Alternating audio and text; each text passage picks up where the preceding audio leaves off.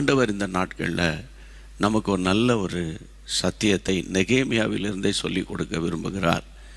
தொடர்ந்து நம்ம நெகேமியாவின் புத்தகத்தில் இருக்கிற அநேக காரியங்களை நம்ம பாடமாக படித்து கொண்டே வருகிறோம். ஜெபிக்கும் மனிதனின் சுவாபம் என்ற தலைப்பின் கீழே நம்ம இந்த பாடங்களை படித்து கொண்டே வருகிறோம். சுவாபம் இதில் நல்ல பைபிள் கிறிஸ்டியன்ஸுக்கு இது சந்தோஷமாக இருக்கும். சும்மா நாள் பார்க்குற, நேரம் பார்க்குற, அப்புறம் ஞாயிற்றுக்கிழமை கிறிஸ்தவங்களுக்கு இதே பேசிகிட்டு இருக்காங்களே அப்படின்னு போர் அடிக்கிற மாதிரி இருக்கும். அதே சொல்கிறேன், கர்த்தரால் நான் ஆசீர்வதிக்கப்பட்டு நான் வளரணுங்கிறவங்களுக்கு ரொம்ப இன்ட்ரெஸ்டிங்காக இருக்கும். அதை விட கர்த்தருடைய வருகைக்கு நான் ஆயத்தப்படணுங்கிறவங்களுக்கு ரொம்ப ரொம்ப இன்ட்ரெஸ்டிங்காக இருக்கும். ஆண்டவருக்கு மகிமை உண்டாகட்டும். எனக்கு அன்பான தேவனுடைய பிள்ளைகளே, இந்த கிருபை நாட்களில் நம்ம தியானிக்க வேண்டிய, ஜெபிக்க வேண்டிய மிக முக்கியமான ஒரு வார்த்தை வாசியுங்கள். நெகேமியாவின் புத்தகம் 4ஆம் அதிகாரம் 14ஆம் வசனம்.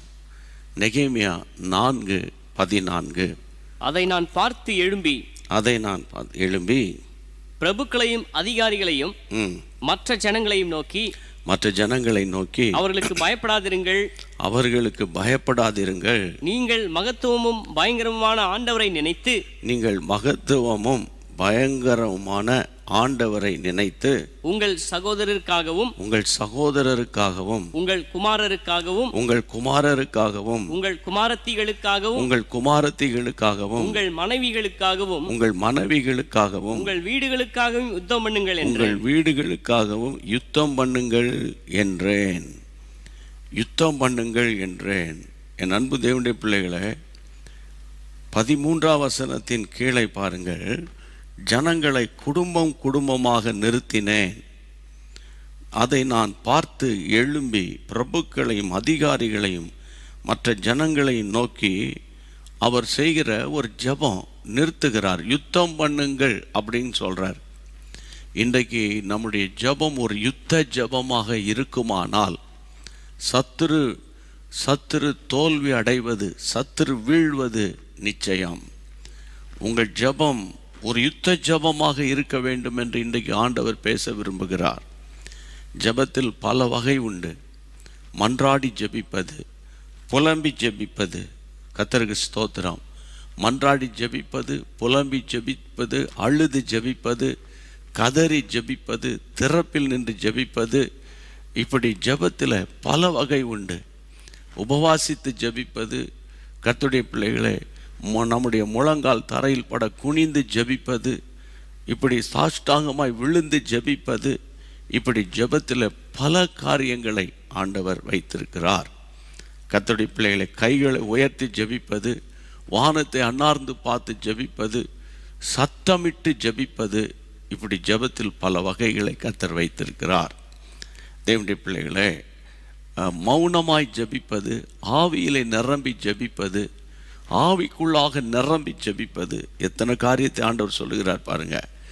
ஜெபத்தில் இப்படி நிறைய விதங்களை கர்த்தர் வைத்திருக்கிறார். இதுக்கெல்லாம் வேத ஆதாரம் உண்டு. நான் பாட்டுக்கு வாய்க்கு வந்தபடி சொல்லிட்டு போகிறேன்னு நினைச்சிடாதீங்க. அப்போது இதை சில வேளைகளில் நம்ம யுத்தம் பண்ணி ஜெபிங்க அப்படின்னு ஆண்டவர் பேசுவார். சில நேரங்களில் யுத்தம் பண்ணி ஜெபிக்க வேண்டும். கர்த்தருடைய பிள்ளைகளை, நம்ம நியூ டெஸ்ட்மெண்ட் பீப்புள், அதிலும் புது உடன்படிக்கையின் மக்கள்.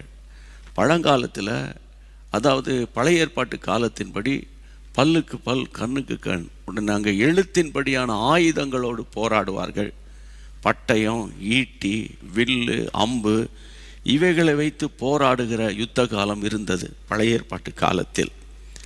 ஆனால் இப்போ நம்ம யுத்தம் பண்ண வேண்டியது அந்த மாதிரி ஆயுதங்களை வைத்து அல்ல.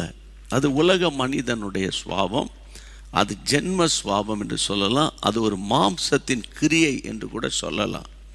அப்போது இந்த கிருபை நாட்களில் தேவனுடைய பிள்ளைகளை, உதாரணத்துக்கு அந்த பழைய ஏற்பாட்டில் ஒரு சின்ன ஒரு வசனம் உங்களுக்கு ஞாபகப்படுத்துகிறேன். நியாயாதிபதிகள் புத்தகம் 4ஆம் அதிகாரத்தில், நியாயாதிபதிகளின் புத்தகம் 4ஆம் அதிகாரத்தில் 21ஆம் வசனத்தை நீங்கள் பாருங்கள். நியாயாதிபதியின் புத்தகம் 4ஆம் அதிகாரம் 21ஆம் வசனம். பின்பு ஏபேரின் மனைவியாகிய யாகேல் ஒரு கூடார ஆணியை எடுத்து தன் கையிலே கத்தியை பிடித்துக்கொண்டு மெல்ல அவன் அண்டையில்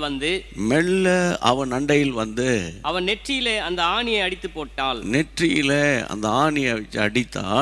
அது உருவி போய் தரையிலே புதைந்தது. அப்பொழுது ஆயாசமாய் தூங்கின அவன் செத்து போனான். தூங்கின சிசரா எதிரியை தன்னுடைய கூடாரத்துக்குள் ஓடி வந்த போது அவ பதட்டப்பட்டு அலறி பயந்து ஓடி ஒளிந்து அவன் அங்கே ஒரு பெரிய ஆர்ப்பாட்டத்தை ஏற்படுத்தவில்லை ஒரு பெண்மணி. ஆனால் சத்துருவை அடையாளம் கண்டபோது அந்த சத்துருவை ஜெயிக்கக்கூடிய ஒரு விசேஷித்த ஒரு தைரியம், ஒரு யுத்த நுணுக்கத்தை கர்த்தர் அந்த யாகேலுக்கு கொடுத்திருந்தார். யாகேல் கூடார ஆணியை எடுத்து அவன் தூங்கும்போது தலையில் வச்சு ஒரு அடியில் அடித்த போது அவன் செத்து போனான். அவன் ஜீவன் பிரிந்தது. சிசரா சத்துருவை ஆணி அடித்து கொன்று சாகடித்த தேவ மனுஷிதான் வசனம் சொல்லுகிறது. கர்த்தருடைய பிள்ளைகளை யாகேல். இப்படி பல சந்தர்ப்பங்கள் உங்களுக்கு தெரியும். ஒரு சமயம் அங்கே விபச்சாரம் வேசித்தனம் நடந்து கொண்டிருந்த போது கர்த்தருடைய பிள்ளைகளை பினகாஸ் ஈட்டி எடுத்து ஒரே குத்தாக குத்தும்போது அவன் அங்கே செத்து போனார்கள் என்று வாசிக்கிறோம். இது பழைய ஏற்பாட்டு காலத்தில் நடக்கிற ஒரு காரியங்கள். ஆனால் நம்ம கிருபையின் காலத்திலும் வருகையின் விளிம்பில் நின்று கொண்டிருக்கிறோமே. இப்போ நமக்கு விரோதமாய் வருகிற போராட்டங்களை நம்ம எப்படி சமாளிக்கிறது என்று பார்ப்பதற்கு முன்பாக நம்ம எதற்காக யுத்தம் பண்ணணும், யுத்தம் பண்ணி ஜெபிக்கணுங்கிறத அந்த நெகேமியாவிலிருந்தே நம்ம படிக்க போகிறோம். நெகேமியாவிலிருந்தே முதலாவது அவர் சொல்லுகிறார், கர்த்தருடைய பிள்ளைகளை பயப்படாதிருங்கள். யுத்தம் பண்ணுகிற ஒவ்வொருவரும் நம்ம கவனிக்க வேண்டியது, யுத்தம் என்றால் கர்த்தருடைய பிள்ளைகளை வாய் சவடால் அல்ல, வாயினாலே பண்ணுகிற யுத்தம் அல்ல, இமெயில் அனுப்பி பண்ணுகிற யுத்தம் அல்ல, வாட்ஸ்அப் மூலமாய் பண்ணுகிற அந்த யுத்தம் அல்ல, ஃபேஸ்புக் மூலமாய் வாக்குவாதம் பண்ணி கொண்டிருக்கிற யுத்தம் அல்ல, இன்ஸ்டாகிராமில் சண்டை போட்டு கொண்டிருக்கிற காலம், அதாவது அந்த மாதிரி ஒரு மாம்சத்தின் கிரியைகள் அல்ல பிரியமானவர்களே. அப்போது தேவனுடைய பிள்ளைகளை நாம் பண்ண வேண்டிய யுத்தம் என்ன யுத்தம் என்பதை நான் அடுத்து சொல்கிறேன். நம்ம எதற்காக யுத்தம் பண்ண வேண்டும், எதற்காக யுத்தம் பண்ண வேண்டும்? அவர் சொல்லுகிற முதல்ல நீங்கள் பயப்படாதீங்க. யுத்தம் பண்ணுகிறவர்களுக்கு இருக்க வேண்டிய முதல் குவாலிஃபிகேஷன், யுத்தம் பண்ணி ஜெபிக்க வேண்டியவங்களுக்கு இருக்கிற முதல் தகுதி, அதாவது ஃபியர் நாட், பயப்படாத. ஒரு தேவ பிள்ளைக்குள்ள பயம் மட்டும் வந்துட்டுன்னு வைங்களேன், அது தேவ ஆவி இல்லை. ஏன்னால் தேவன் நமக்கு பயமுள்ள ஆவியை கொடாமல். அப்போது இன்றைக்கி உங்கள் பிள்ளைகளை குறித்து ஒரு பயம் இருக்குது, புருஷனை குறித்து, வியாதிகளை குறித்து, பொருளாதார பிரச்சனைகளை குறித்து, வேலை இல்லாத பிரச்சனையை குறித்து உங்கள் உள்ளத்துக்குள்ளே ஒரு பயம் இருந்துக்கிட்டே இருக்குது. அப்போ இந்த பயம் தேவனுடைய பிள்ளைகளே, அதாவது நல்லா புரிஞ்சுக்கோங்க, அது பிசாசின் இடத்துலேருந்து வருகிறது. அதனால தான் அவர் முதல்ல சொல்கிறாரு, நீங்கள் அந்த எதிராளிகளுக்கு, சன்பலாத்து, தொபியா போன்ற ஆட்களுக்கு நீங்கள் பயப்படாதீங்க. முதல்ல நீங்கள் பயப்படாதீங்க. அப்போ முதல்ல திடப்படுத்துகிறார். நெகேமியாவுடைய குவாலிட்டி பாருங்கள், ஜெபிக்கிறவனுடைய சுபாவம் பாருங்கள். ஜெபிக்கிற ஆட்களை முதல்ல ஸ்திரப்படுத்துகிறார், பலப்படுத்துகிறார், அப்புறம் திடப்படுத்துகிறார், இன்னும் சொல்ல போனால் தைரியப்படுத்துகிறார். ஆண்டவருக்கு மகிமை உண்டாகட்டும். தைரியப்படுத்துகிறார். கையை வைத்து ஆண்டவரை ஸ்தோத்திரம் பண்ணுங்க. அப்போது இன்னைக்கு நீங்கள் ஒரு குறிப்பிட்ட காரியங்களை ஃபோக்கஸ் பண்ணி என் கூட சேர்ந்து ஜெபிக்க போகிறீங்க. ஒன்று, பயப்படாதீர்கள். எல்லாரும் கைகளை உயர்த்தி இயேசுவின் நாமத்தினால, ஆண்டவரே இந்த காரியம் என்னமாய் முடியுமோ, ஐயோ என் பையன் திருந்துவானா திருந்த மாட்டானா, என் பையன் மறுபடியும் கர்த்தருடைய வேத வசனத்தை கையில் எடுப்பானா எடுக்க மாட்டானா, ஐயோ இந்த விக்கிரக ஆவியின் பிடியில் போய் மாட்டிக்கொண்டானே, அவன் திரும்ப வருவானா வரமாட்டானா, என் மகளுக்கு ஒரு ஃப்யூச்சர் வருமா வராதா, இந்த வியாதி என்னை உயிர் எடுத்துருமா அல்லது எனக்கு ஜீவன் கர்த்தர் தருவாரா, இந்த பொருளாதார நெருக்கடியிலே நாங்கள் குடும்பமாக மூழ்கி போயிடுவோமா, அல்லாவிட்டால் நாங்கள் மீண்டு எழும்பி வந்துடுவோமா? இப்படி குழப்பத்தோடு இருக்கிற யாராக இருந்தாலும் இயேசுவின் நாமத்தினால கைகளை உயர்த்தி, இயேசுவின் நாமத்தினால், தேவனே நான் பயப்பட மாட்டேன் அப்பா, ஆமே, நான் பயந்த காரியம் எனக்கு நேரிட்டதுன்னு யோபு சொல்லியிருக்கிறத நான் நினைத்து பார்க்கிறேன்ப்பா. ஆண்டவரே, என் மீட்பர் உயிரோடு இருக்கிறபடியால் என் பலவீனத்தில் உம்முடைய பலன் பூரணமாய் விளங்கும். கர்த்தாவே, ஆண்டவரே, என்னுடைய வெறுமையிலும் என்னுடைய சிறுமையிலும் நீர் என்னை கண்ணோக்கி பார்ப்பீர். எந்த மனுஷனுக்கு நான் இனி பயப்பட மாட்டேன், எந்த சத்துருவுக்கும் பயப்பட மாட்டேன், எந்த பில்லி சூனிய கட்டுகளாக இருந்தாலும் நான் பயப்பட மாட்டேன். தேவன் எனக்கு பயமுள்ள ஆவியை கொடுக்கவில்லை, அது தேவனிடத்திலிருந்து வரவும் இல்லை. எல்லா விதமான பயத்தின் ஆவியை நசரேயனாகிய இயேசு கிறிஸ்துவின் அதிகாரமுள்ள நாமத்தில் துரத்தி துரத்தி துரத்தி ஜெபிக்கிறோம். இந்த ஜெபத்தை கர்த்தர் கேட்டதற்காக நல்ல கரந்தட்டி ஸ்தோத்திரம் பண்ணி ஹல்லேலூயா சத்தத்தை உயர்த்தி பாடுவோம். கண்ணோக்கி பாரும் தேவா இயேசு தேவா, கண்ணோக்கி பாரும் தேவா, கண்ணோக்கி பாரும் தேவா இயேசு தேவா, கண்ணோக்கி பாரும் தேவா. பயமுள்ள ஆவியை எடுத்தீரே, பலமுள்ள ஆவியை கொடுத்தீரே, பயமுள்ள ஆவியை எடுத்தீரே, பலமுள்ள ஆவியை கொடுத்தீரே. தேவாதி தேவனே அப்பா பிதாவே, உம் பாதம் எந்தன் தஞ்சமே. தேவாதி தேவனே அப்பா பிதாவே, உம் பாதம் எந்தன் தஞ்சமே. கண்ணோக்கி பாரும் தேவா இயேசு தேவா, கண்ணோக்கி பாரும் தேவா, கண்ணோக்கி பாரும் தேவா இயேசு தேவா, கண்ணோக்கி பாரும் தேவா. ஆமென், ஆமென். கர்த்தருக்கு மகிமை உண்டாகட்டும். இரண்டாவது, அங்கு நெகேமியா சொல்லுகிறார் பாருங்கள், நீங்கள் மகத்துவமும் பயங்கரமான ஆண்டவரை நினைத்து கொள்ளுங்கள். ஆண்டவரை நினைத்து கொள்ளுங்கள். தேவனுடைய பிள்ளைகளே, இன்றைக்கு நான் உங்களை பார்த்து சொல்கிறேன், இதை சொல்லும் போதே எனக்கு நினைவுக்கு வருகிறது அன்றைக்கு படகில் பிரயாணம் பண்ணின சீஷர்கள். கர்த்தருடைய பிள்ளைகளை, அவங்க சீஷர்கள், அபிஷேகம் பெற்றவங்க, தேவனால் அழைக்கப்பட்டவங்க, படகுல பிரயாணம் பண்ணுறாங்க. மத்தேயு எழுதின சுவிசேஷம் 14ஆம் அதிகாரத்தில் 5 அப்பத்தை பல ஆயிரங்களுக்கு அவர் போஷித்த பிறகு தம்முடைய சீடர்களை ஆண்டவர் ஒரு படவில் உட்கார வைத்து அக்கறைக்கு போங்கள் என்று அவரை துரிதப்படுத்துவார். அவங்க அக்கறைக்கு போகும்போது அதுக்குள்ளே இயேசு தனித்து ஜெபம் பண்ண ஒரு மலைக்கு ஏறிடுவார். அப்போ அதுக்குள்ளே சாயங்காலமான போது தனித்து இருப்பார். அதுக்குள்ளே படகு நடுக்கடலுக்கு போயிடும். அந்த சம்பவம் தெரியும் உங்களுக்கு. நடுக்கடலில் அலைகளால் அலையப்பட்ட போது அவங்க சஞ்சலப்படுறாங்க, கலங்குறாங்க, போராடுறாங்க. தேவனுடைய பிள்ளைகளே, இந்த மாதிரி சில சந்தர்ப்பங்களில் அவங்க கடலில் போராடி இருக்கிறாங்க. அப்போது இதே சிச்சுவேஷனில் நீங்கள் போய் கொண்டிருக்கலாம்.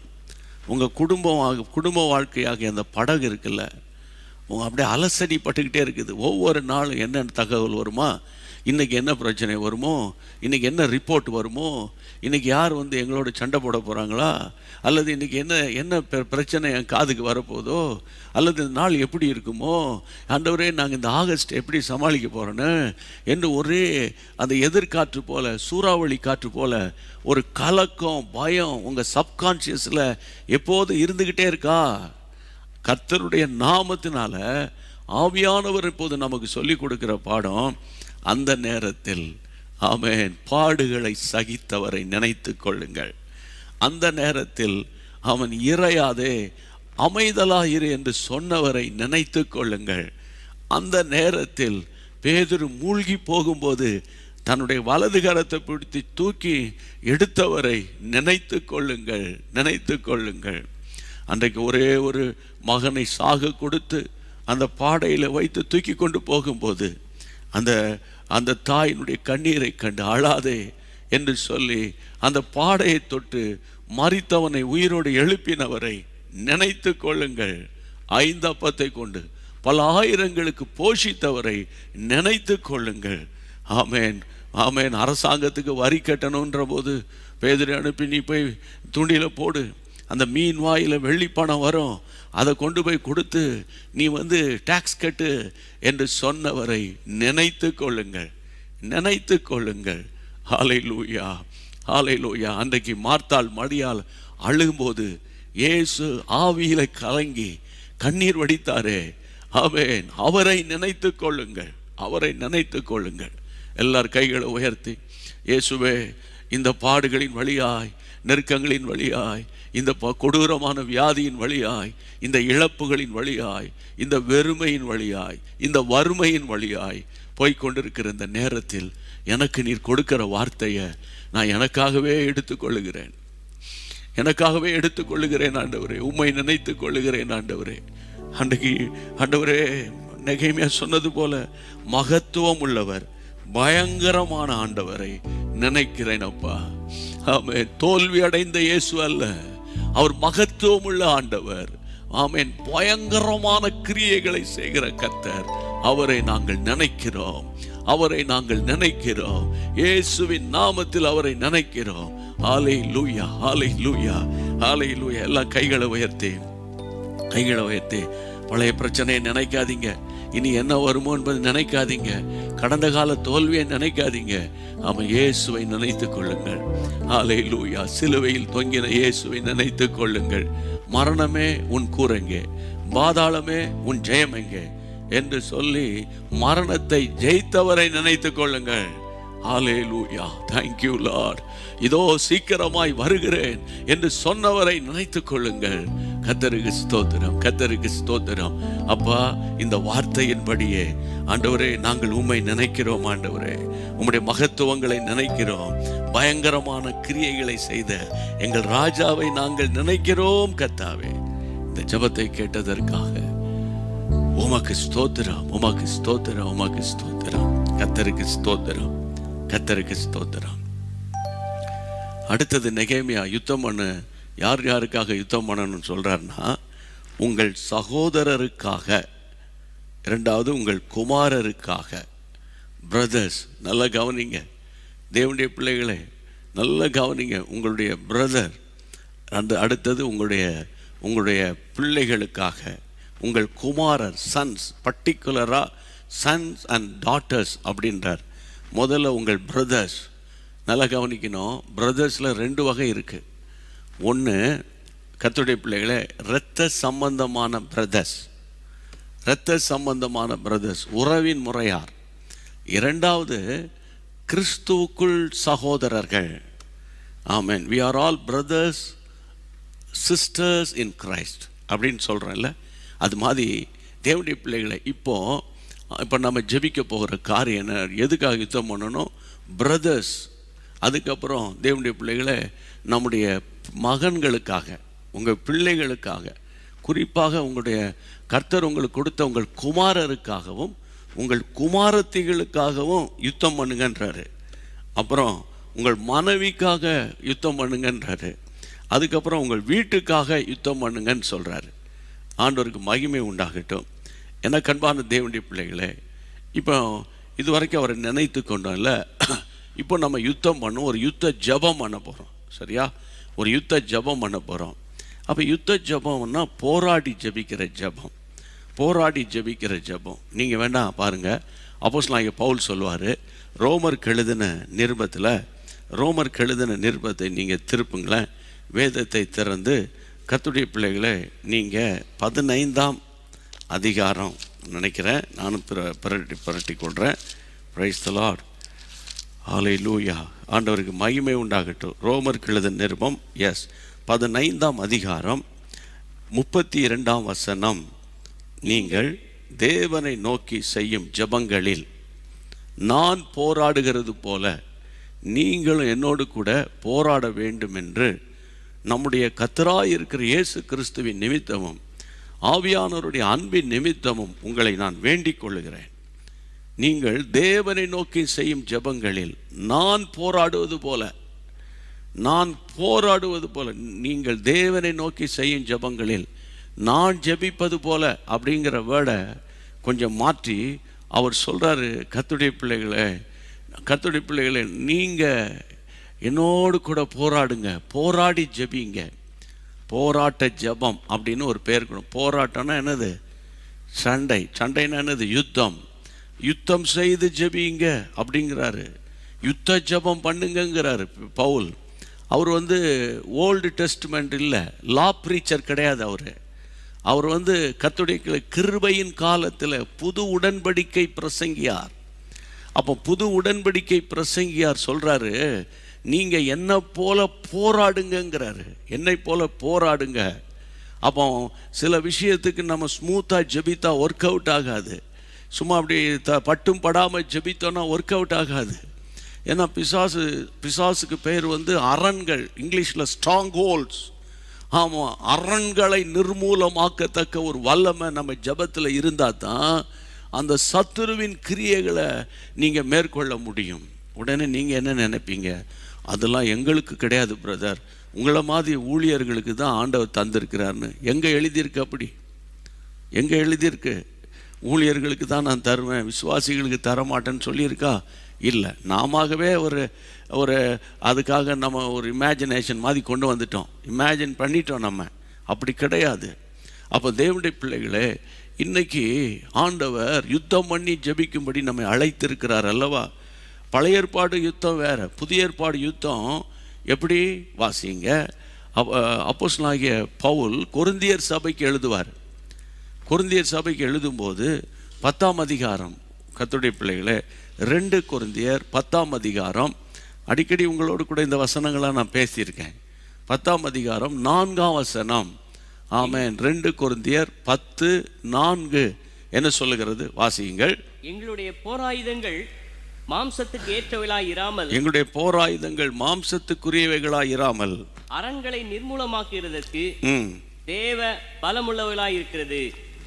தேவனுடைய பலம் உள்ளவர்களாய் இருக்கிறது. வாசிங்க. அவைகளால் நாங்கள் தர்க்கங்களை தேவனை அறிகிற அறிவுக்கு விரோதமாய் எழும்புகிற எல்லா மேட்டிமையையும் நிர்மூலமாக்கி எந்த எண்ணத்தையும் கிறிஸ்துவுக்கு கீழ்ப்படிய சிறைப்படுத்துகிறவர்களாக இருக்கிறோம். எப்படிப்பட்ட தர்க்கங்களாக இருந்தாலும், கர்த்தருடைய பிள்ளைகளை, பயங்கரமான ஆர்கியூமெண்ட்ஸு, பிசாசு கர்த்தருடைய அறிவுக்கு விரோதமாக எழும்புகிற கிரியைகள், இவை எல்லாவற்றுக்கு விரோதமாக நாங்கள் போராடுகிறதற்கு எங்களிடத்தில் ஆண்டவர் சில ஆவிக்குரிய ஆயுதங்களை தந்திருக்கிறார். அது என்னது? அதைத்தான் நம்ம வாசித்த வசனம் சொல்லுகிறது. 10ஆம் அதிகாரம் 4ஆம் வசனம். எங்கள் போராயுதங்கள் மாம்சத்திற்கு ஏதுவாக இராமல் அரண்களையே நிர்மூலமாக்கத்தக்க தேவ பலம் உள்ளவைகளாயிருக்கிறது. ஆமென். ஆண்டவருக்கு மகிமை உண்டாகட்டும். தேவனுடைய பலன் எதில் இருக்குது? தேவனுடைய பலன் இல்லையா? அவரை பார்த்து சொல்லும், வல்லமை உள்ள தேவன், இஸ் அவர் மைட்டி காட் அப்படின்றமே. அந்த வல்லமை எங்கே இருக்கு அப்படின்னா அபிஷேகத்தில் தான் இருக்கு. அபிஷேகம் தான் நுகத்தை முறிக்கும் இல்லையா? அபிஷேகம் தான் எல்லா பாண்டேஜஸை சுட்டரிச்சு போட்டுரும். அதனால தான் நம்ம ஒவ்வொரு நாளும் அபிஷேகத்தை பற்றி பேசுகிறோம், அபிஷேகத்தில் நிரம்பி ஜெபிக்கிறோம், அந்நிய பாஷைகளில் புகழுகிறோம். பிரியமானவர்களே, அப்போ இந்த நாட்களில் உங்கள் சிந்தையில் இருக்கிற போராட்டங்கள், உங்கள் பிள்ளைகளால் வருகிற போராட்டங்கள், உங்கள் குமாரத்திகளால் வருகிற போராட்டங்கள், உங்கள் மனைவிகளால் வருகிற, உங்கள் புருஷர்களால் வருகிற சரியா போராட்டங்களை எதிர்கொள்ளக்கூடிய ஒரு நல்ல ஒரு சர்வாயுதம் அபிஷேகம். ஆமென், ஆமென். இப்போ வேகமாக நம்ம கர்த்தருடைய நாமத்தினால கர்த்தருடைய பிள்ளைகளை நம்ம ஜெபிக்கிறதுக்கு முன்பு இந்த பாடங்களை வேகமாக கற்றுக்கொள்ள போகிறோம். சரியா? முதல்ல நம்முடைய யுத்த அதாவது ஆயுதங்களை பார்ப்போம். ஒன்று தேவனுடைய பலன், that is anointing of the Holy Spirit. சரியா? அடுத்தது தேவனுடைய பிள்ளைகளே, எபேசியர் 6ஆம் அதிகாரம் 12ஆம் வசனத்திலிருந்து நீங்கள் வேதத்தை அப்படி திறந்து வைத்துக் கொள்ளுங்கள். நானும் திறந்து வச்சுக்கிறேன்.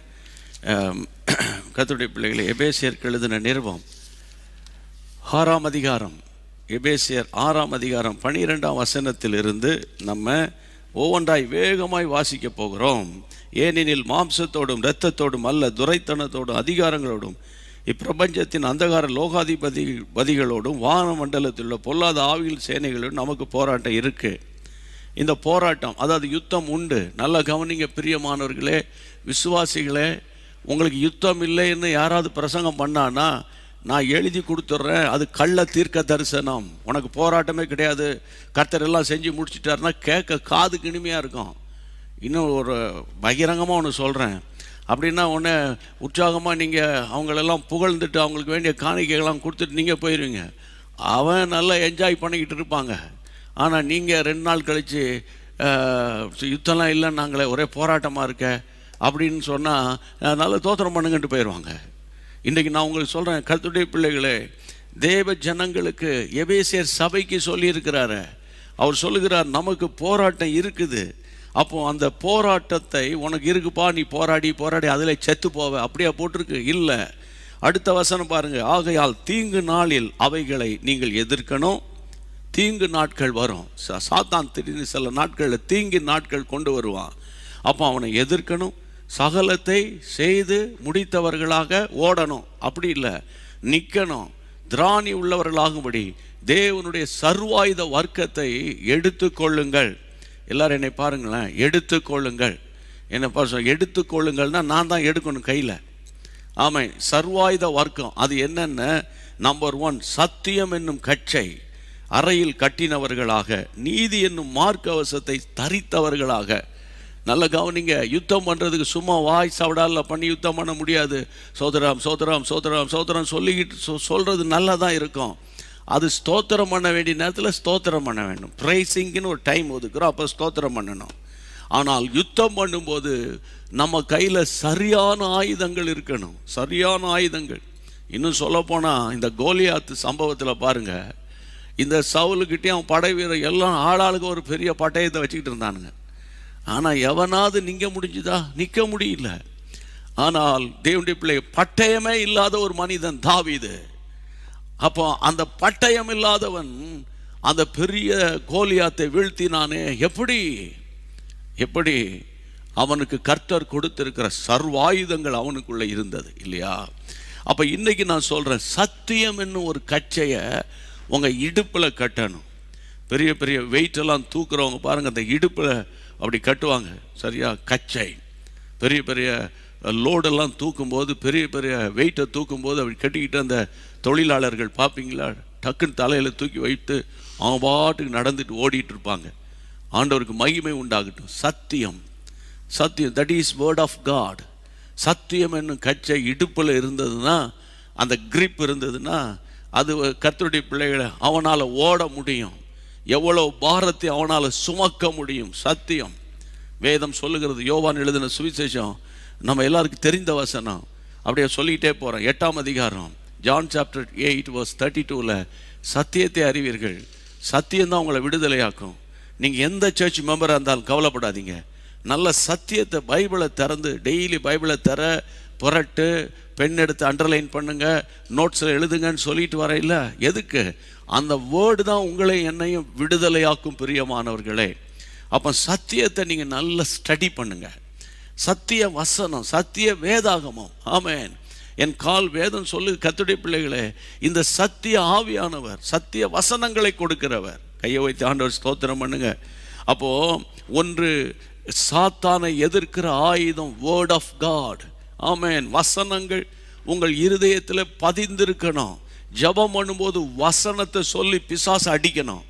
வசனத்தை சொல்லி ஜெபிக்கும்போது சும்மா புலம்பிட்டாப்பா, ஆமாப்பா இப்படி இருக்குதுப்பா அப்படி இருப்பா, அது ஆவியில் எளிமை உள்ளவங்க, ஜெபிக்க தெரியாத மக்கள். நீங்கள் அந்தந்த நேரத்துக்குரிய வசனங்களை கையாளணும். ஆமென். ஹல்லேலூயா. இயேசுவின் நாமத்தினால எந்த சத்துரு வரானா, பில்லி சூனியம் வந்துட்டா, உங்களுக்கு விரோதமாக பிசாசு எழும்பி நிற்கிறது போல ஒரு சொப்பனம் பார்த்தீங்களா, உடனே ஜெபிக்கணும். உனக்கு விரோதமாய் உருவாக்கும் எந்த ஆயுதமும் வாய்க்காது என்று சொன்னீரே அப்படின்னு நீங்கள் சொல்லி ஜெபிச்சு பாருங்க. அங்கு சாத்தான் விழுந்து போகிறதை நீங்கள் பார்ப்பீங்க. 2வது, நீதி என்னும் மார்க்கவசம். நீதி, அதாவது மத்தேயு 3:15 ஜீசஸ் பேப்டிசம் எடுக்க விரும்பும்போது யோவான் ஸ்நானகன் தடை பண்ணுவார். அப்போ ஏசப்பா சொல்லுவார், இப்போ இடம் கொடு. இப்படி எல்லாம் நீதியை நிறைவேற்றுவது நமக்கு ஏற்றதாக இருக்கிறது. பேப்டிசம், ரட்சிப்பு, மனம் திரும்புதல், இதெல்லாம் நம்ம செய்ய வேண்டிய நீதியின் கிரியைகள் பிரியமானவர்களே. ஆமென். இரண்டாவது ஆயுதம், அந்த நீதியின் ஆயுதங்களை நீங்க நிறைவேற்ற வேண்டும். மூன்றாவது ஆயுதம் ஆயத்தம் என்னும் பாதரட்சை. ஆயத்தம் என்னும் பாதரட்சை, அதாவது 15ஆம் வசனத்துல சமாதானத்தை சுவிசேஷத்துக்குரிய ஆயத்தம் என்னும் பாதரட்சையை கால்களில், வீட்டில் பார்த்தீங்கன்னா புறப்படுறதுக்கு முன்னே குளிக்கணும், ட்ரெஸ் பண்ணணும், உடுத்தணும், சாப்பிடணும். கடைசியில் தான் அந்த ஷூ அல்லது உங்களுடைய ஸ்டாண்டில், உங்கள் செருப்பு நீங்கள் போட்டாச்சுன்னா என்ன அர்த்தம்? வெளியே புறப்படுறீங்கன்னு அர்த்தம். அது ஆயத்தம், ஐ ஆம் ரெடி என்று சொல்வதற்கு அடையாளமாக இருக்கிறது அல்லவா? What is the meaning? ஆயத்தம். ஞாபகம் இருக்கா? மத்தேயு எழுதின சுவிசேஷம் 25ஆம் அதிகாரத்தில் அந்த 10 கன்னிகைகளை குறித்த ஒரு சம்பவத்தை, பரலோக ராஜ்யத்துக்கு ஆயத்தமாக உள்ளவர்களை பற்றி சொல்லும்போது குறிப்பாக நீங்கள் பார்த்தீங்கன்னா அதை வாசிங்க. 25ஆம் அதிகாரம், மத்தேயு எழுதின சுவிசேஷம் 25ஆம் அதிகாரம் 10ஆம் வசனத்தில் வாசிப்போம். 10ஆம் வசனம். அப்படியே அவர்கள் வாங்க போன போது மணவாளன் வந்து விட்டார். ஆயத்தமாய் இருந்தவர்கள் அவரோடு கூட கல்யாண வீட்டுக்குள் பிரவேசித்தார்கள். கதவும் அடைக்கப்பட்டது. ஆயத்தமாய் இருந்தவர்கள் கல்யாண வீட்டுக்குள்ளே பிரவேசித்தார்கள். அருமையான தேவனுடைய பிள்ளைகளே, ஆயத்தம், preparation your self, prepare your self. Preparation ரொம்ப முக்கியம். ப்ரிப்பேர். கர்த்தருடைய பிள்ளைகளே, எப்போதும் ஆயத்தமாக இருக்கணும். ஜெபிக்க ஆயத்தமாக இருக்கணும். பைபிள் வாசிக்கலாமா? ஆயத்தமாக இருக்கணும். ஊழியத்துக்கு கூப்பிட்டா ஐ எம் ரெடி, நான் வரேன். ஆமென். ஆன்லைன் ப்ரேயரா? எஸ், ஐ எம் ரெடி, நான் வரேன். ஆயத்தம் உள்ளவர்கள் திருமண வீட்டில், கல்யாண வீட்டில் பிரவேசித்தார்கள். அப்போ தேவனுடைய பிள்ளைகளே, இந்த ஆயத்தம் எப்போதும் உங்கள் மைண்ட் செட்டப்பில் ஆயத்தமாக இருக்கணும். இன்று இயேசு வருவாரானால் என் பிள்ளைகளோடு நான் தேவனை காண்பேன் என்ற பாரத்தோடு எல்லாரும் இயேசுவின் நாமத்தில் இந்த இடத்துல அப்படி ஜெபம் பண்ணிடலாம், கையை உயர்த்தி. ஆமாண்டவரே, நீர் எங்களுக்கு கொடுத்த அருமையான ஆயுதங்கள் பட்டியல்ல ஆண்டவரே, இந்த சத்தியம், இந்த நீதி, இந்த ஆயத்தம், இந்த 3 ஆண்டவரே கர்த்தாவே ஆயுதங்களை வைத்து பிசாசை எதிர்த்து போராடுகிற ஒரு வலிமையை, ஒரு வல்லமையை என் ஆண்டவர் எனக்கு நீர் கொடுக்கும்படி இயேசுவின் நாமத்தில் ஜெபிக்கிறேன்.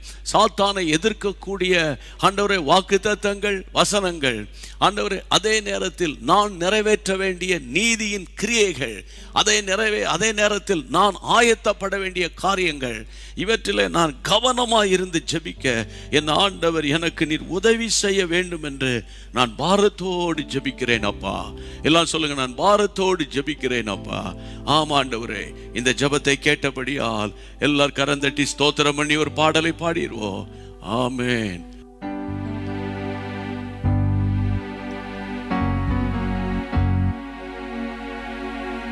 தேவனும் அடைக்கலமே, என் கோட்டையும் மரணும் அவர் சத்தியம் பரிசயம் கேடகமாம் என் நம்பிக்கையும் அவரே.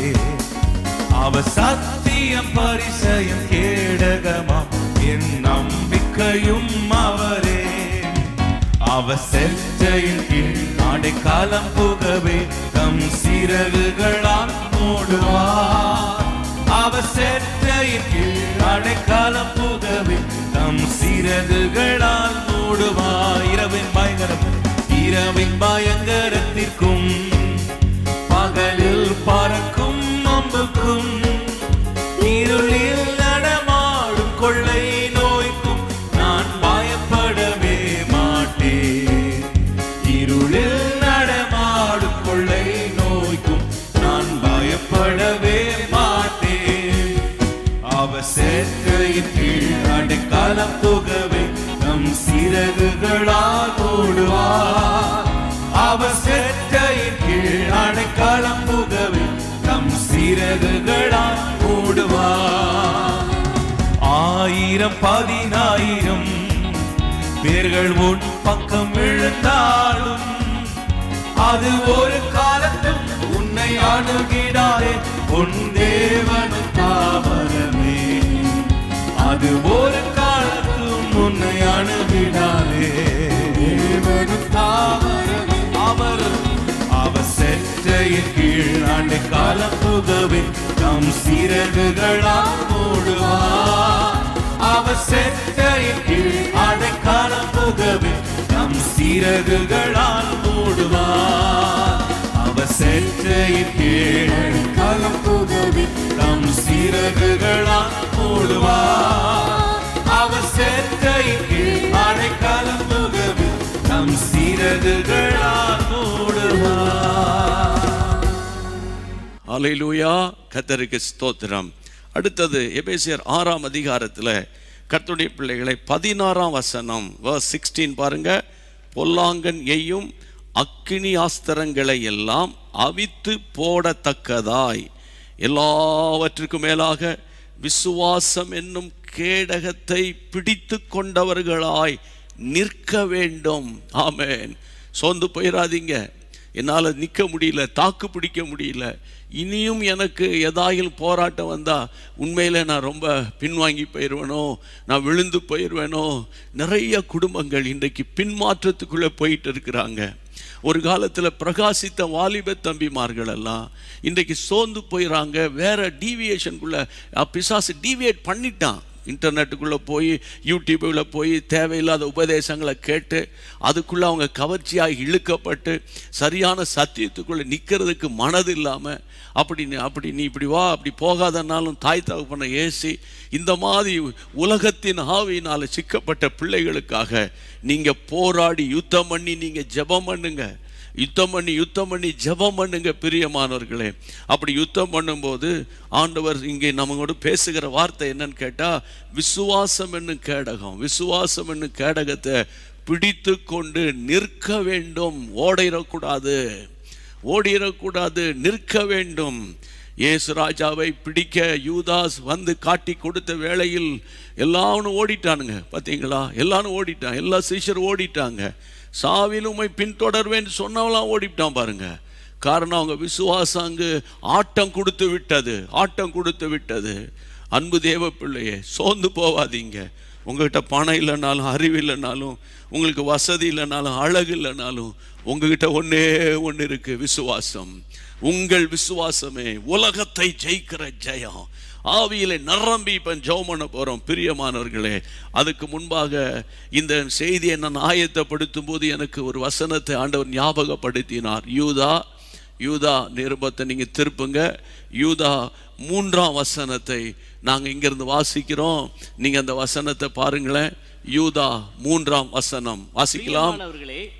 பொதுவான ரட்சிப்பை குறித்து உங்களுக்கு எழுதும்படி நான் மிகவும் கருத்துள்ளவனாய் இருக்கிறேன். பரிசுத்தவான்களுக்கு ஒரு விசை ஒப்பு கொடுக்கப்பட்ட விசுவாசத்திற்காக நீங்கள் தைரியமாய் போராட வேண்டும் என்று உங்களுக்கு எழுதி உணர்த்துவது எனக்கு அவசியமாய் கண்டது. ஒரு விசை ஒப்பு கொடுக்கப்பட்ட விசுவாசத்துக்காக நீங்க தைரியமா போராடணும். ஆமென். ஒரு விசுவாசத்துக்காக போராடுகிறவன் விசுவாசத்தினால் வல்லவனாய் மாறுவான். ஆபிரகாம் விசுவாசத்தில் வல்லவனானார் என்று நம்ம ஒரு வார்த்தையில் ஒரு செகண்ட்ல டக்குன்னு சொல்லிடுறோம். ஆனால் 25 ஆண்டுகள் தேவனோடு நடந்தார். ஆமென். ஒன்றுமே இந்த நாட்களில் இருக்கிறது போல சொப்பனம் ஒன்றுமே கிடையாது. ஆனால் தேவனுடைய கரம் கூட இருந்தது, தேவ சத்தம் கேட்டது, தேவ வார்த்தைக்கு அவர் செவி கொடுத்தார். ஆமென். கர்த்தருடைய பிள்ளைகளே, அதனால இன்றைக்கு நான் உங்களுக்கு சொல்லுகிறேன், விசுவாசம் என்றும் கேடகத்தை கையில் எப்போ வச்சிருங்க, நில்லுங்க.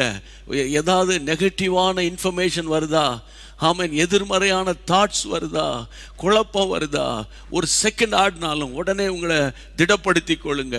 என் மீட்பர் உயிரோடு இருக்கிறார், என் மீட்பர் உயிரோடு இருக்கிறார், என் மீட்பர் உயிரோடு இருக்கிறார். கையை உயர்த்தி இயேசுவின் நாமத்தினால ஆண்டவரே, விசுவாசம் என்னும் கேடத்தை நாங்கள் பிடித்து கொண்டு ஆண்டவரே, பொல்லாங்கனாகிய பிசாசு அனுப்புகிற அக்னி ஆஸ்திரங்கள் எல்லாம் அவித்து போடத்தக்கதாக ஆண்டவரே, விசுவாசம் விசுவாசம் விசுவாசம் சொல்லணும், நான் விசுவாசிக்கிறேன், நான் விசுவாசிக்கிறேன், என் மீட்பர் உயிரோடு இருக்கிறீர், நான் விசுவாசிக்கிறேன், எனக்காக என் பிள்ளைகளை விடுதலையாக்குவீர், என் குமாரத்திகளுக்கு திருமண நாட்களை ஏற்படுத்துவீர், என் குமாரத்திகள் ஆண்டவரே என்னை சுற்றிலும் சந்தோஷத்தை கொடுக்கிறவர்களாக இருப்பார்கள், என் குமாரர்கள் என் பந்தியை சுற்றி இருப்பார்கள் அப்பா, இயேசுவின் நாமத்தினால. ஹல்லேலூயா, ஹல்லேலூயா. இந்த விசுவாசம் என்னும் கேடகம் என்ற அந்த ஆயுதத்தை என் கரத்திலே நான் எப்போது வைத்திருக்க என் ஆண்டவர் எனக்கு உதவி செய்வீராக. ஆமென், ஆமென். அடுத்த வசனம், ஆமென், 6ஆம் அதிகாரம் 17 பாருங்கள். ரட்சண்யம் என்னும் தலை சீரா. ரட்சிப்பு, ரட்சண்யம் ரட்சிப்பு எல்லாம் ஒண்ணுதான். தலை சீரா, இங்கிலீஷ்ல ஹெல்மெட்னு சொல்றோம் இல்ல, அதுதான். அப்ப தேவனுடைய பிள்ளைகளே, இந்த ஹெல்மெட், ஆமென், நம்முடைய சரீரமாகிய இந்த தலை ரொம்ப முக்கியம், தலை மூளை ரொம்ப முக்கியம், இந்த பார்ட்ஸ் எல்லாம் ரொம்ப முக்கியம். இதை பாதுகாக்கிறதா ஒரு ஹெல்மெட். அதே நேரத்தில் நம்முடைய சிந்தையில் வருகிற போராட்டங்களை, சாத்தாய் அனுப்புகிற தீய எண்ணங்களை, சாத்தான் அனுப்புகிற பயத்தின் எண்ணங்களை, ஆமென், அவைகளை மேற்கொள்ள வேண்டுமானால் இந்த ரட்சிப்பு என்ற ஒரு ஹெல்மெட்டை நம்ம எப்போதும் அணிந்திருக்க வேண்டும். அந்த ரட்சிப்பை அடிக்கடி பரிசோதனை பண்ண வேண்டும். அந்த ரட்சிப்பு என்ற ஹெல்மெட் இருந்தா என் சிந்தையை சாத்தான் தாக்குவது எளிதாக இருக்காது, அவனுக்கு கடினமாக இருக்கும். ஆண்டவரே, என் ரட்சிப்பை ஆண்டவரே நான் காத்துக்கொள்ள எனக்கு கிருபை தாரும். எல்லாரும் கையை உயர்த்தி, என் ரட்சிப்பை காத்துக்கொள்ள எனக்கு கிருபை தாரும். என் வீட்டில் என்ன மட்டும்தான் கிருபையா ரட்சிச்சிங்க, என் கணவர் இன்னும் ரட்சிக்கப்படவில்லை, அவர் சீக்கிரமாய் ரட்சிக்கப்பட போகிறார். ஆண்டவரே, நாங்கள் 2 பேர் தான் ரட்சிக்கப்பட்டிருக்கிறோம், இன்னும் பிள்ளைகள் இந்த ரட்சிப்புக்குள்ளே வரவில்லை. ஆண்டவரே, நீர் சீக்கிரமாய் ரட்சிக்க போகிறீர். ஆமே, நான் மட்டும்தான் ரட்சிக்கப்பட்டிருக்கிறேன் ஏசப்பா, எங்கள் அப்பா அம்மாலாம் ரட்சிக்கப்படலை, என்னுடைய வாழ்க்கை எதிர்காலம் பயமாக இருக்கு, அவிசுவாசத்துக்குள்ளே போயிடுவேனோ, அவிசுவாசி குடும்பத்தில் கல்யாணம் பண்ணி கொடுத்துருவாங்களோ என்றெல்லாம் ஒரு பெரிய கலக்கம், வேதனை இருக்கு. பயப்படாதீங்க, இயேசுவின் நாமத்தினால, இயேசுவின் நாமத்தினால. அப்பா ஆண்டவரே, அந்த ரட்சிப்பு என்ற தலை சீரா நம்முடைய பிள்ளைகள் மேல இருக்கிறதுனால இவர்கள் சாத்தானை ஜெயிக்க போகிறார்கள். கர்த்தருக்கு மகிமை உண்டாவதாக, கர்த்தருக்கு மகிமை உண்டாவதாக. அதே 6:17 திரும்ப வாசிப்போம். ரட்சண்யம் என்னும் தலைச்சீராவையும் தேவ வசனமாகிய ஆவியின் பட்டயத்தையும் எடுத்து, தேவனுடைய வசனமாகிய ஆவியின் பட்டயத்தை எடுத்துக்கொள்ள வேண்டும். ஆவியின் பட்டயம், ஆவியின் பட்டயம், வேத வசனம், சத்தியம் என்பது வசனம்தான். இங்க வேத வசனமாகிய ஆவியின் பட்டயம், அது ஒரு பட்டயம் என்று இங்கே எழுதப்பட்டிருக்கிறது. கர்த்தருடைய பிள்ளைகளே, பட்டயம் எப்பவுமே ஷார்ப்பாக இருந்தால் தான் ஒரே வெட்டில் 2 துண்டாயிரும். அப்போ பட்டயம் மழுங்கக்கூடாது இல்லை, பட்டயம் மழுங்கிட்டுன்னா நம்ம ரொம்ப ஸ்ட்ரெயின் பண்ண வேண்டியதாக இருக்கும் இல்லையா. ஒரு மரத்தை வெட்டுறீங்க, உங்கள் அருவாள் ரொம்ப ஷார்ப்பாக இருந்தால் ஒரே வெட்டில் அது ரொம்ப ஈஸியாக வெட்டி போட்டுடலாம். ஆனால் அந்த அந்த அந்த அருவாள் மழுங்கி போய் கிடந்தால் உங்கள் பலத்தெல்லாம் பிரவாகிக்க வேண்டி இருக்குன்னு பைபிளே சொல்லுது பிரியமானவர்களே. அப்போ உங்கள் வசனத்தில் நீங்கள் ஷார்ப்பாக இருக்கணும். அது ஒரு ஆவியின் பட்டயம். அப்படின்னா என்ன அர்த்தம்? வேத வசனத்தை அப்படி எழுத்தின்படியாக எடுத்துக்கிடக்கூடாது. ஆவிக்குரிய கண்ணோட்டத்தோடு வசனத்தை பார்க்கணும். ஆமென். ஆவிக்குரிய கண்ணோட்டத்தோடு வசனத்தை பார்க்கணும். ஏன்னா வசனங்கள் எல்லாம் பரிசுத்த ஆவியானவரால் ஏவப்பட்டு பரிசுத்தவான்கள் எழுதியிருக்கிறாங்க. ஆவியினால் ஏவப்பட்டு எழுதப்பட்ட வசனங்கள். அப்போ ஆவிக்குரிய ரீதியில தான் வசனங்களை பார்க்கணுமே தவிர நீங்கள் மாம்ச பிரகாரமாக வசனங்களை பார்த்தா உங்களுக்கு வேர்ட் ஆஃப் காடை உங்களால் புரிஞ்சுக்கிடவே முடியாது. அப்போ அதுக்கு தான் ஆவியானவருடைய ஒத்தாசை தேவை. ஆமென். ஆவியானவருக்குள்ளே நிரம்பி ஜெபம் பண்ணிட்டு இந்த ஆவியின் பட்டயத்தை கையில் எடுத்தீங்கன்னு வைங்களேன், அது சமயத்துக்கு ஏற்ற வண்ணமாய் நமக்குள்ளே இருந்து கிரியை செய்யும். கைகளை உயர்த்தி ஜெபம் பண்ணுங்க. ஆண்டவரே, இந்த வேத வசனமாகிய ஆவியின் பட்டயத்தை கையாள, யுத்த நேரங்களில் கையாளுவதற்கு எனக்கு ஞானத்தை தாரும்.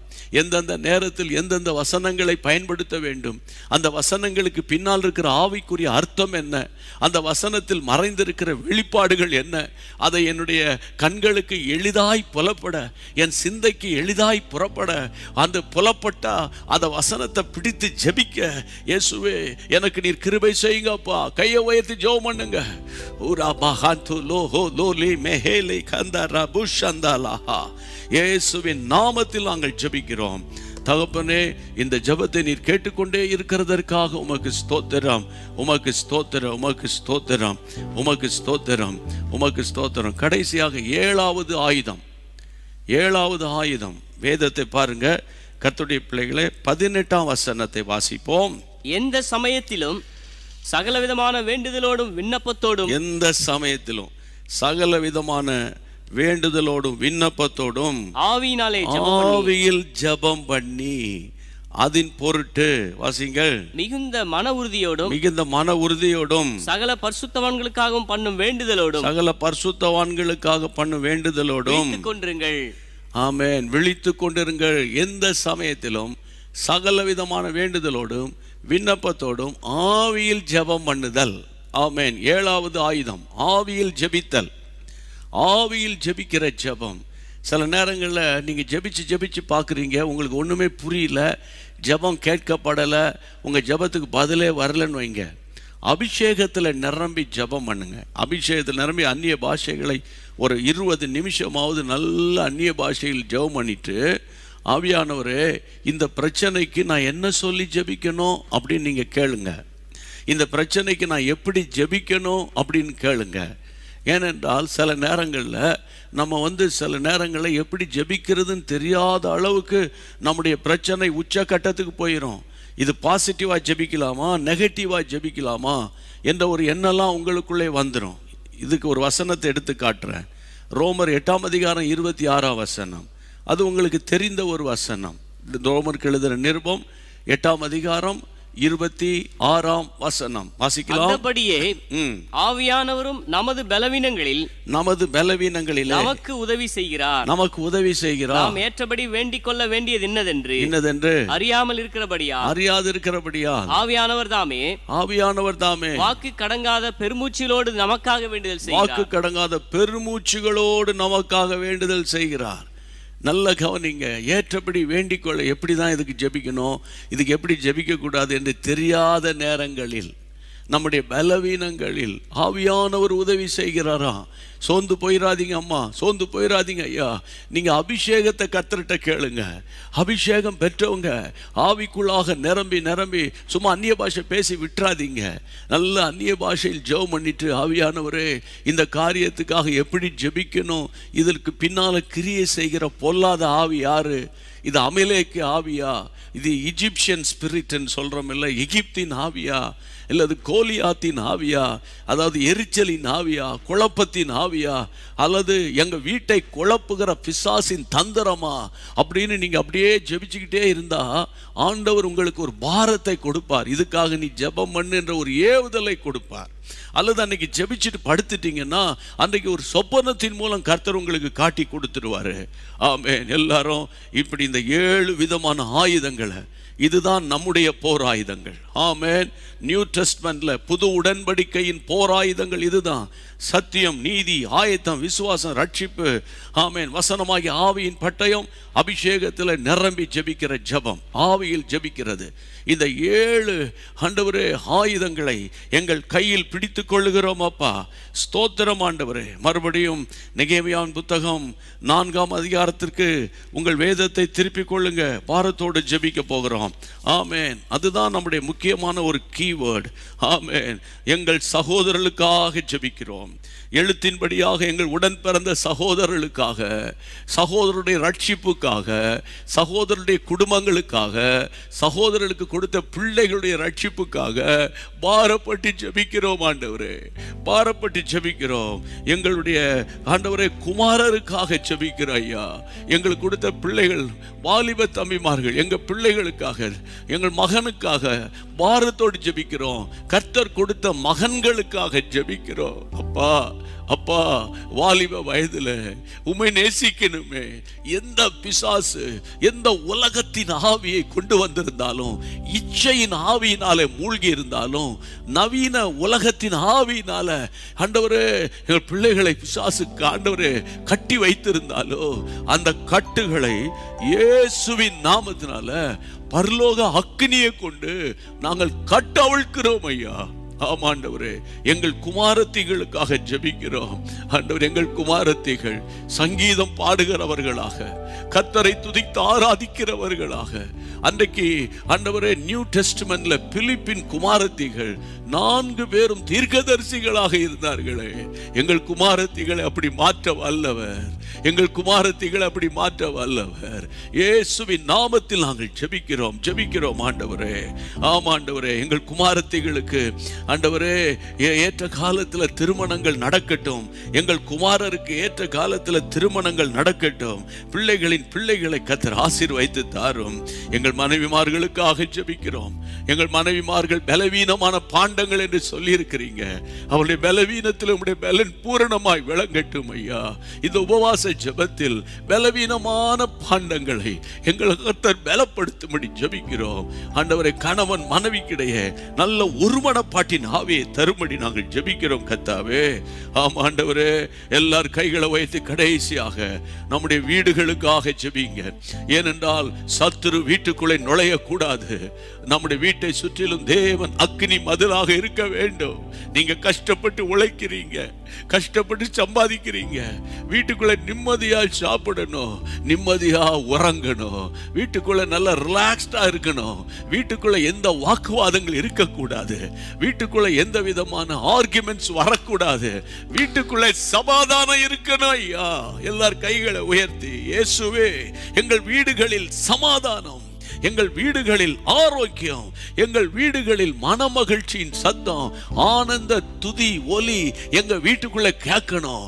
ஆமாண்டவரே, அன்றைக்கு இளைய குமாரன் வந்ததுனால தகப்பன் வீட்டில் வந்த அந்த தெய்வீக குரல் எங்கள் வீட்டுக்குள்ள ஒலிக்கணும் ஆண்டவரே.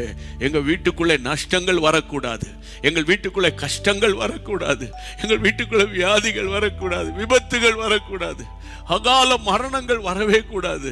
எங்கள் வீட்டை சுற்றிலும் எங்க வீட்டுக்குள்ள இருக்கிற உடைமைகள், எங்க வீட்டுக்குள்ள இருக்கிற பொருட்கள், சில நேரங்களில் எங்கள் இந்தியா போன்ற நாடுகளில் ஹை வாட்டேஜ் வரும்போது ரெஃப்ரிஜரேட்டர் ஆண்டவரே மற்றும் எலக்ட்ரானிக்ஸ் பொருட்கள் எல்லாம் ஆண்டவரே நாசமடைந்து விடுகிறதப்பா. எங்க வீட்டுக்குள்ளே சமாதானம் இருக்கட்டும், எங்க வீட்டுக்குள்ள பொருட்கள் எல்லாம் பாதுகாப்பா இருக்கட்டும்.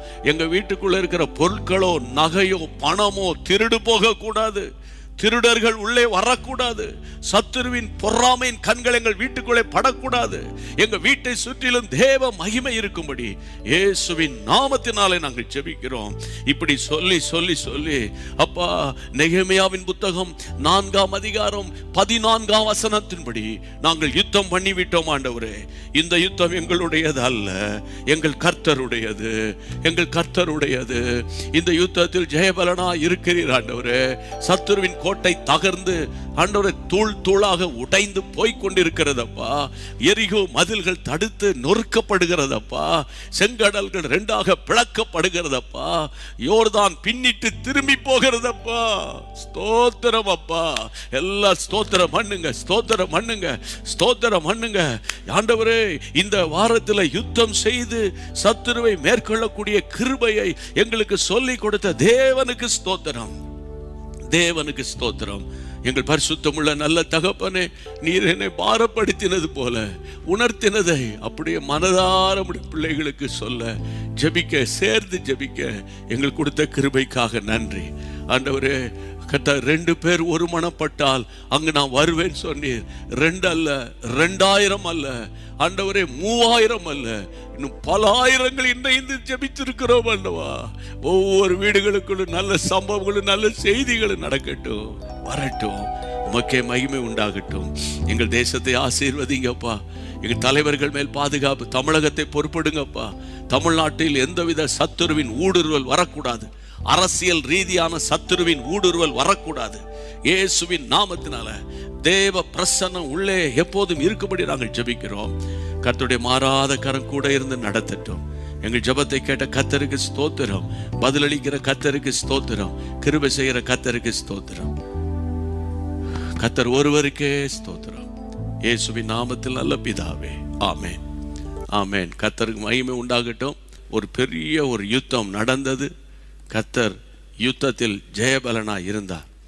இந்த யுத்தம் ஓய்ந்தது, ஆமென். சமாதானம் வந்தது. சாத்தான் பின்னிட்டு திரும்புகிறான். கர்த்தருக்குள்ளே சந்தோஷமா இருங்க. மற்றவங்களுக்கு நம்ம வாசித்து கர்த்தருடைய நாமத்தை மகிமைப்படுத்துவோம். கர்த்தர் தாமே உங்களை அளவில்லாமல் ஆசீர்வதிப்பாராக. அப்படியே கைகளை உயர்த்தி சொல்லிடுவோம். என் ஆத்துமாவே கர்த்தரை ஸ்தோத்திரி, என் முழுவலுமே அவருடைய பரிசுத்த நாமத்தை ஸ்தோத்திரி. என் ஆத்துமாவே கர்த்தரை ஸ்தோத்திரி, கர்த்தர் செய்த சகல உபகாரங்களை மறவாதே. Amen, amen. Praise God.